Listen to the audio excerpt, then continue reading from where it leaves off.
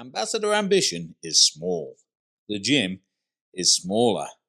The number of people using it is even smaller than that. The prom deck is short, the list of activities is shorter still, and the sports courts are invisible. On an average day, more people walk on the moon than through the doors into the gym. If you book a trip on board, you might want to boldly go where very few people have been before. Here, ladies and gentlemen, we go.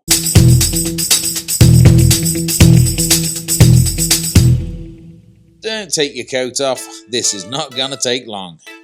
Deck 11 is Ambition's mullet. Gym at the front, buffet at the back.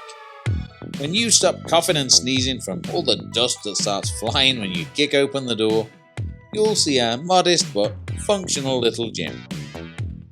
There's a bit of open space where, presumably at some point in time, a Zumba class or something happened. It's a bit awkward with a pillow in the middle, but there is some basic circuit training kit and some aged-looking spin bikes. In a charming move, Ambassador have kept the life fitness stuff that I assumed was on board when they bought the ship, rather than swapping it out for Techno Gym like every other ship on the water. There's nothing wrong with life fitness though. The cardio kit includes one rower. As we all know, any rower other than Concept 2 is a mistake. 4 treadmills, which might not sound like many, but I am telling you now that there has never been less than 3 available since the purple paint dried. 4 old school cross trainers, one of which was broken. 4 exercise bikes like your nan might use, 2 of which were broken. And that's your lot. The resistance machines include a bum machine, a rear kickback, a leg press, back extension, a crunch machine, a lat pull down, a leg curl, a seated row, and a chest press.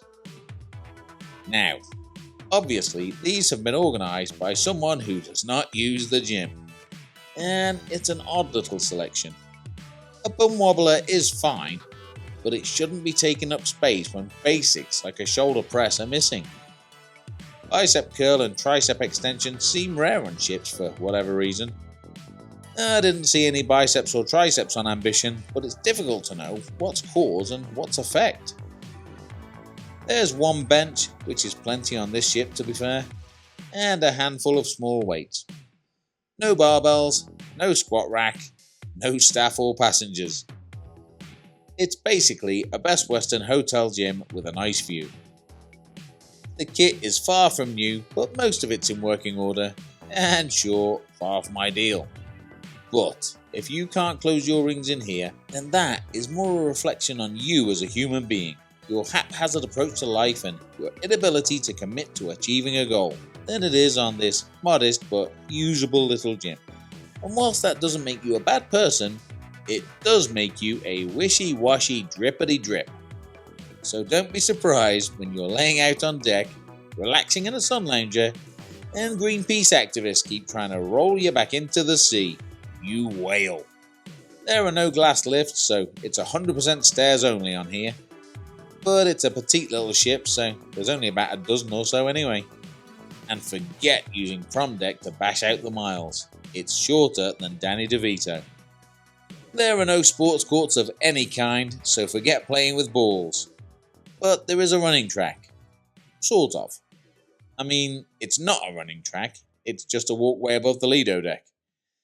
When it's wet, the surface can be a bit slippery and the railings are waist tight, so it wouldn't be too difficult to fling yourself overboard if you worked up a bit of speed. This end here is right above the smoking area, which is well used, so you have to remember, hold your breath and up the pace in this corner if you do laps up here. But given the DeVito deck, I was glad that this place was here.